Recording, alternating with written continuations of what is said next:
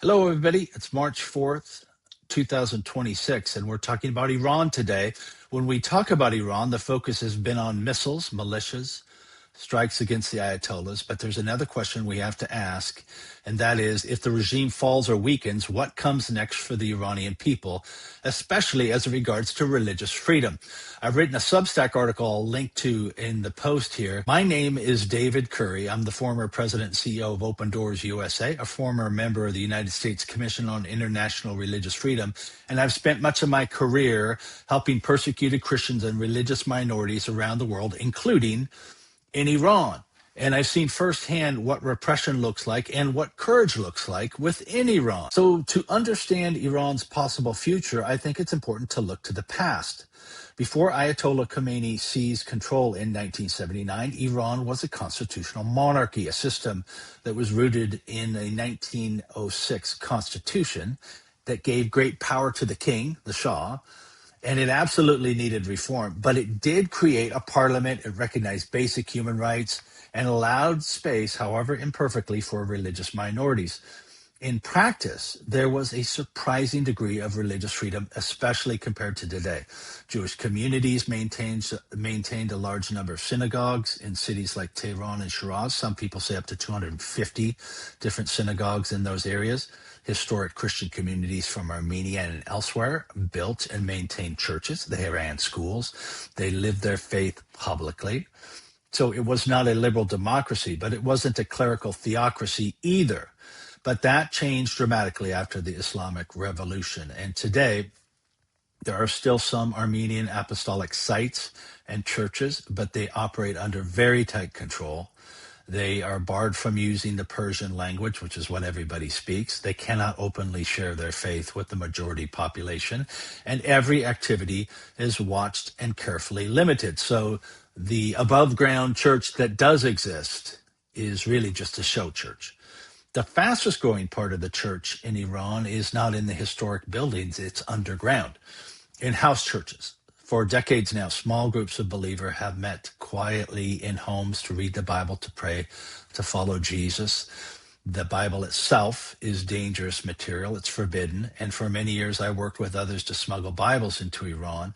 That experience has given me this deep knowledge of how the system works and how hungry many Iranians are for spiritual truth and growth, even when it puts them at great risk. Inside Iran, something is happening beneath the surface. Reliable statistics are hard to get in the police state, but many credible ministries and observers now estimate that there are, at a minimum, hundreds of thousands. Some say over 1 million. I can estimate almost 10%, maybe as many as 10 million Christian believers in Iran, most of them from Muslim background believers. Some estimates may go even higher. But at the same time, atheism, agnosticism are growing, especially among young people who are disillusioned with the regime's ideology.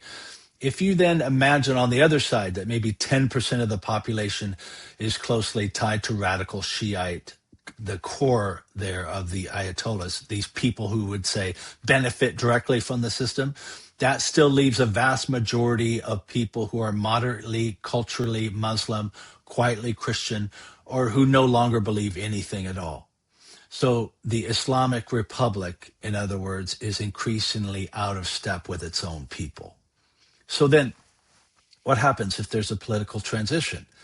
A free Iran would need a new set of leaders, of course. It will need a new constitution that clearly protects freedom of religion and conscience, freedom of expression and association, and equal citizenship for Muslims, Christians, Jews, and those who have no faith at all.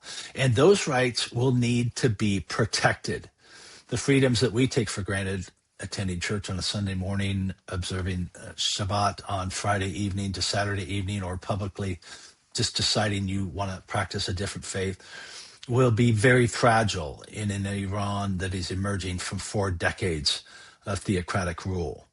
Former hardliners and militias are not going to disappear overnight. They're going to have to be restrained by law. Now, the good news is that Iran has already had some constitutional history to build on, and I think that's what we need to focus on. And it already has a population that's far more spiritually diverse than the regime admits. My sources inside Iran tell me the same thing. Year after year, the Ayatollahs are wildly unpopular. I first heard this 15 years ago and was shocked by it. People do not want this system. The question is whether, when the opportunity comes up, we'll be able to build a future where churches, synagogues, mosques, and those who do not worship at all can live in freedom without fear. So that's the Iran I'm praying for, and the Iran we should be preparing for now. I have a Substack article that goes into this in greater detail. Please look at the link on the post and share this if you would, please. I'm David Curry.